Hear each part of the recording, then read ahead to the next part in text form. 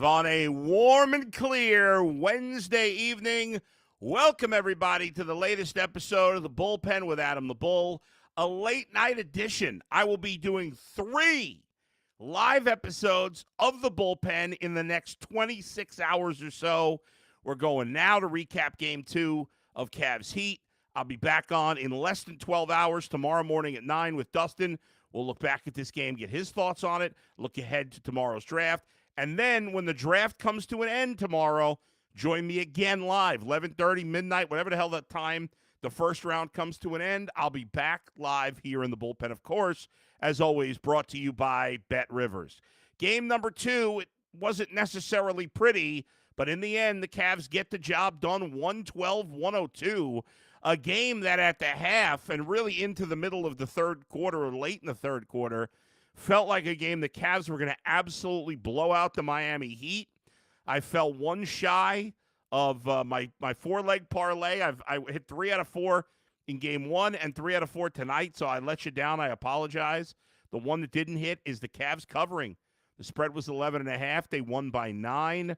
I hit the over 114.5 Cavs total. I hit the over on Donovan Mitchell and DeAndre Hunter's points, but I let you down on the point spread, and I did not think that was not the one I was worried about in the third quarter. But the Cavs played, for the most part, a terrible fourth quarter. I even was a little critical. I was texting with Mikey McNuggets, and I was like, why is Kenny leaving Donovan Mitchell on the bench so long? And he's like, he's trying to get him in, but there's been no stoppage of play. I thought Kenny Atkinson should have called the timeout to get Mobley and Mitchell back in, because I didn't like them both being on the bench for that long in key moments as the Heat were making a comeback. But in the end, it's a minor criticism. Obviously, Kenny's done a great job. He had 2 timeouts. I wish he would have taken one. Okay, I'll live with it.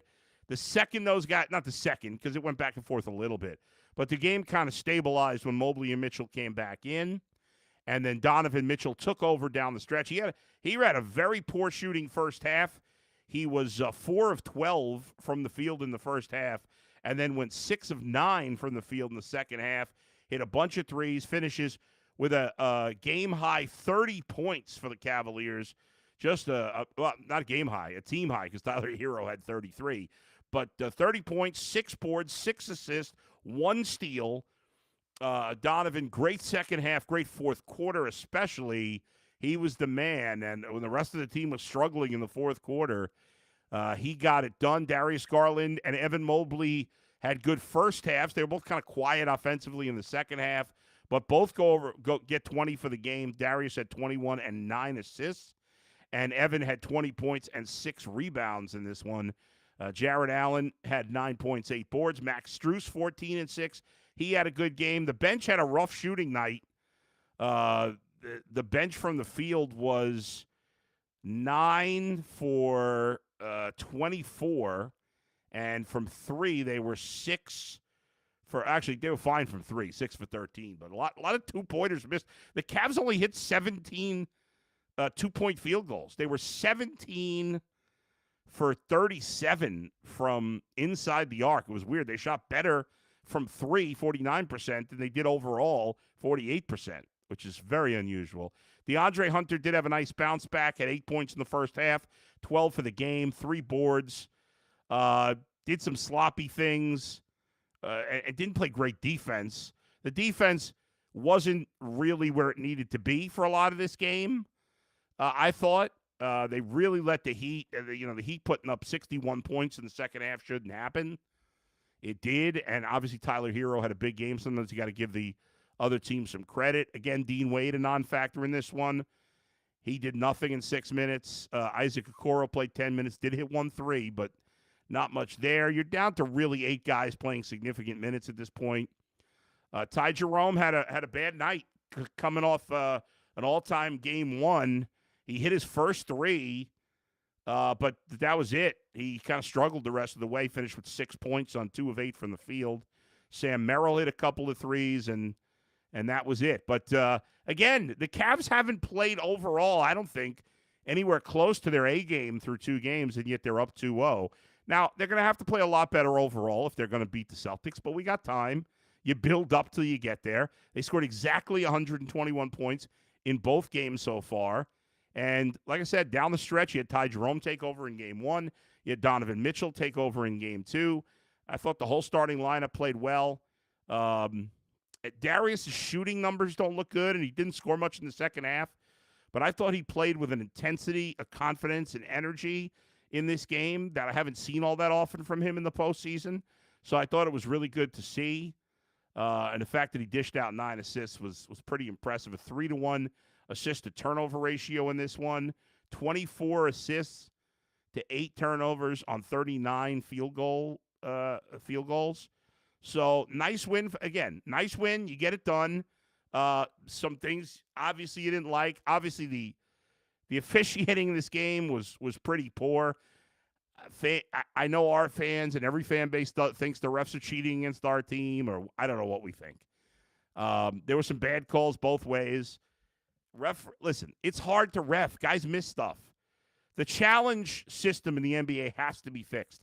These challenges take forever. Why do we not have a replay official at every game immediately fixing the call? Why are Tony Brothers and the other officials looking at that monitor for like 10 minutes? What is happening here? Have a guy up in the booth at every game, especially for the playoffs. And they have a bunch of monitors, different angles. They make the call immediately. They signal down to the table, get it done. 30 seconds or less.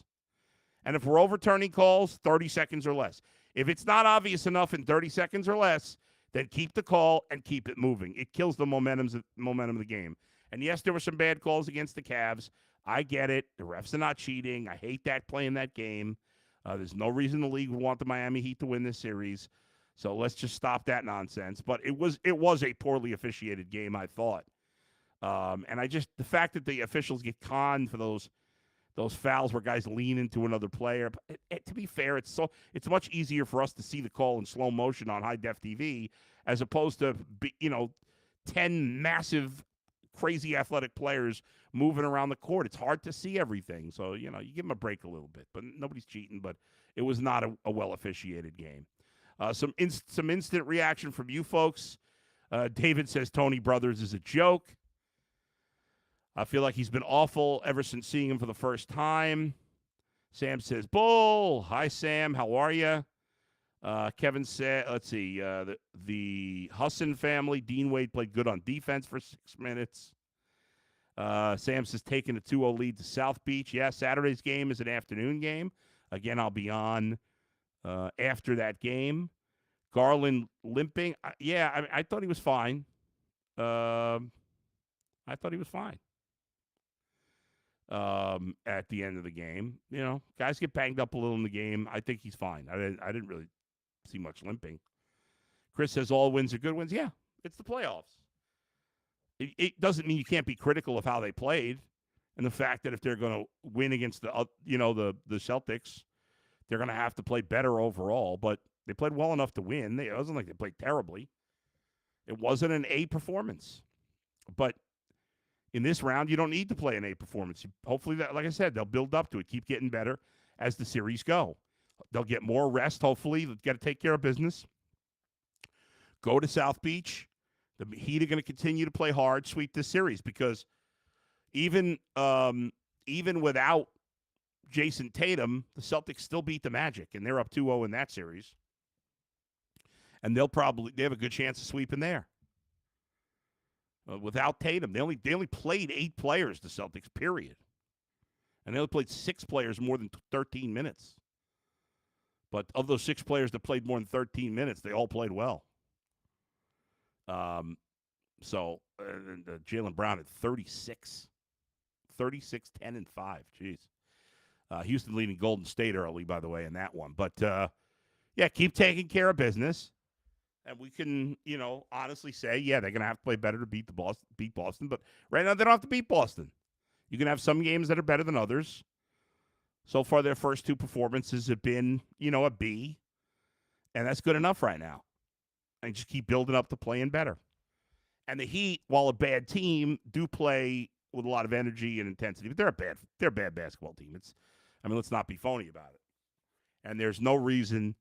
This should not have been a 2-point game with like 4 or 5 minutes to go. It should never have been. The Cavs had a big lead. They were commanding the game. And then they played like shit late in the third quarter, and for a lot of the fourth quarter, they played like shit. And so it's got to be better going down the line. I'm not just going to say, yay, everything's great because they won. It's great that they won. That's the most important thing. But I don't like how they played late third, early fourth. They got to play better. They know that. You don't think you ask Kenny Atkinson, Donovan Mitchell, Darius Garland, all those guys, they'll tell you they got to play better. They know that. They know they're not beating Boston playing like this. But as I said, I'll repeat it one last time. They don't have to beat Boston right now. That's a month down the line, which seems crazy, but yeah, it's about a month. Let's see. Dale says no. Dale says commercials are happening during officiating reviews. There's plenty of commercials. We don't need to do it during reviews. There's no guarantee that there's going to be a review. They're not counting on those commercials for sure. Let's go. Make them quick. I hate it. That they miss. They kill momentum in the game. Kevin says, felt like we gave the Heat a lot of open shots at times. I think it was another C-level game, but glad we got the dub. Yeah. I said B, but you could argue it was a C-level game today. Adam says, your boy McNuggets almost missed Kenny trying to talk to us. Good to see you, Bull. What do you mean trying to talk to us? I don't get that. Explain yourself, Adam. I don't understand that. Sam says, DeAndre Hunter is an alum of my high school. Happy to see him do well. Very cool. Daryl says, what's up, Daryl? These games build character and momentum going forward. Great win. Raging Bull bullpen. Thank you. Jared says, how mad would you have been if they, oh, God. When this game was a 2-point game with a few minutes to go, to be honest, I never really thought they would lose. Same thing in game one. It never got this close in game one. But even when it was down to 2, it never crossed my mind that the Cavs would lose this game. Had they lost the game, that would have been a disgrace. But it didn't happen.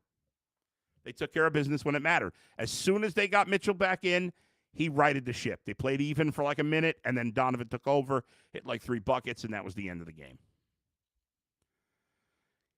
Kevin, how clutch is Spider-Man? He hit some big shots. Yeah. He was great in the fourth quarter after struggling shooting early in the game. Brendan says, expected more from Hunter. Still a lot of playoff left, though. Yeah, so far he hasn't been great. Hit some big baskets, but it was much better in game 2. But he has not played great so far. We need more. We need more from him, and we need Evan to be more consistent. He played a great first half today. Outside of that, he hasn't played great, and he will play better. There's no doubt in my mind. Jarrett says Garland gets picked on too much on defense. It's a problem. Drama City says the refs are point shaving. Spencer says got to play better, especially in Miami. Check out our poll. Who is the MVP of Game 2? I guess it's not much of a contest here. Donovan Mitchell got 84% of the vote.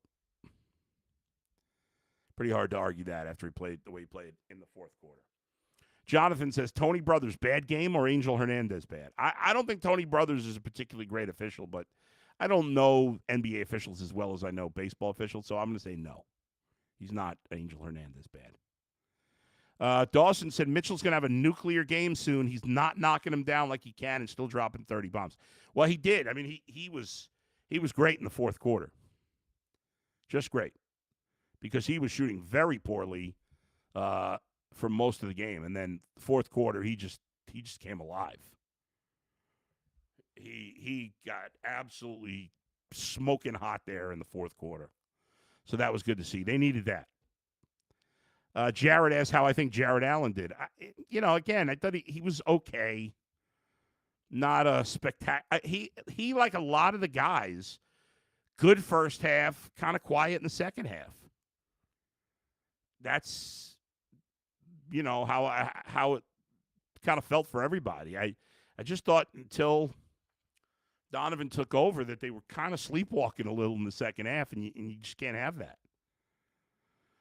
And to be 17 for 30, 17 for 37 from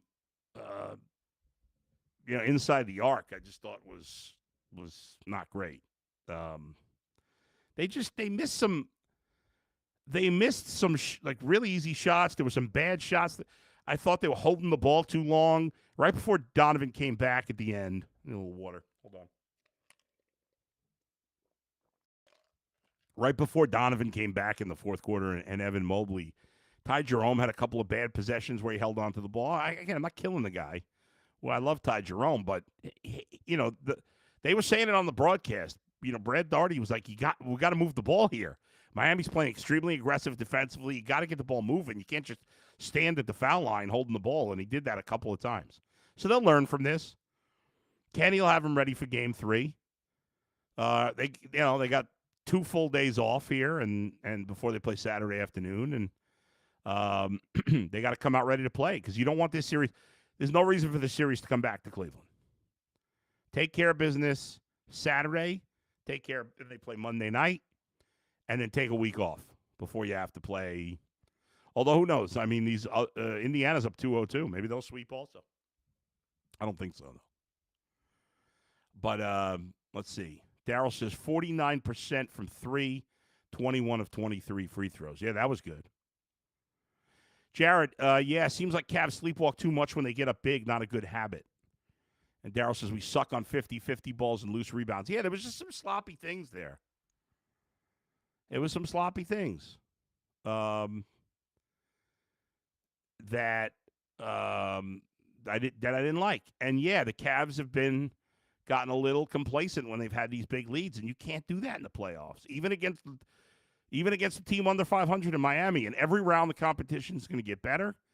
And so you can't afford to – and that's why you have the first round. We talked about this when I was saying, I don't want Donovan playing down the stretch when he had the ankle, and rest the guys as much as possible because this is the first round. The Heat are competitive, but they're not going to win. And so this is how you knock the rust off in this series. And they haven't played their best, but it's okay. And each round you're going to have to play better. And each round I think they will play better. I agree, Drama TV Cleveland. There were too many second chance points for Miami, especially early in the fourth quarter, for a lot of the fourth quarter. So there you go. So hopefully the Cavs will bring it and come ready to play in Game 3. Cavs, do we have the line yet for – I can look it up myself too, if we have the line yet for Game 3. Let me see. We do not. Okay, yeah, I thought that might not be out yet. The Cavs will probably be I'm gonna guess 8.5, 9.5, something like that. It was 11.5 today. They didn't cover. The game's in Miami. I'll say 8.5. That'll be my guess. And I expect the Cavs to take care of business, and if they have a big lead, to not let it get away from them. And I want to see them just every game play better. David says Merrill's still giving us some quality minutes. Impressed with him. Yeah, I'm impressed. Merrill's done a nice job first 2 games. He's earned his minutes. I know that Okoro hit a 3, Spencer, but I just don't like what I'm seeing from him at all. And Merrill has played some good defense in this series so far. He's given a good effort on the defensive end. And, as Darryl says, Merrill not bad defensively. Salisha, the refs were awful in this game. Absolutely awful. But you can't get hung up on that as a fan. You got to your team's got to play better. There's always going to be some bad calls your way. There's always going to be some bad calls the other way. You have to be able to play through it. You cannot let that affect. For the most part, you don't lose or win games because of the refs. You have to control what you can control. And you can't control the calls that the refs are going to make if they make mistakes, if they screw up. Z, you should be pumped for Bull and Fox tomorrow. We will be, I will be back on tomorrow morning at 9 a.m. Dustin will join me, and we will be live once again. All live. That's all I'm doing now. No more recorded podcasts. It's all going to be live. You see it right there. Bull and Fox tomorrow at 9 a.m. We'll talk more after we hear from Kenny Atkinson. We'll get Dustin's thoughts on this game. And, of course, tomorrow is draft day. By this time tomorrow, the Browns will have 1 new player, but maybe 2. Could they? I think it's possible. So we'll get full into the Browns draft as well. A couple more comments I want to read From the message board here, Dawson said once the core hit that 3, I thought we were going to run them out of the building. Yeah, that didn't happen.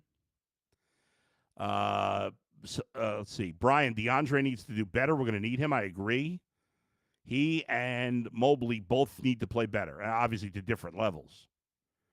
Brian says, can't always blame the refs, but what was with the jump ball rather than the Cavs getting the ball? At that point, the one at the end, I didn't understand. Mobley had that ball. It didn't really matter at that point. The game was over, but I didn't understand that call at all. Matt says, at times the perimeter defense was bad, too many wide open threes. Yeah. I mean, the Heat missed a lot of easy shots. The Cavs gave them a lot of opportunities to, and they had some really bad turnovers as well. So, yeah, the Cavs didn't play a great game, but it was good enough to win. So let's not panic about it. Let's be, you pay attention to the things that concern you from the game, but don't panic about it. The fact that we're complaining that the wins were not good enough shows you where the Cavs are as an organization. I didn't think a few years ago, certainly when LeBron left, and before you really started putting this team together, I didn't think we'd be having these conversations so soon, and here we are. So that's damn good. Brian Monzo points out that, yes, on Tuesday's live show, I'm going to have Greg Cosell on. The guru of the tape will break down, and we'll get his thoughts on all the Browns draft picks. That's Tuesday next week. We'll have him on during the live show at 9 a.m., and Greg Cosell will give his analysis.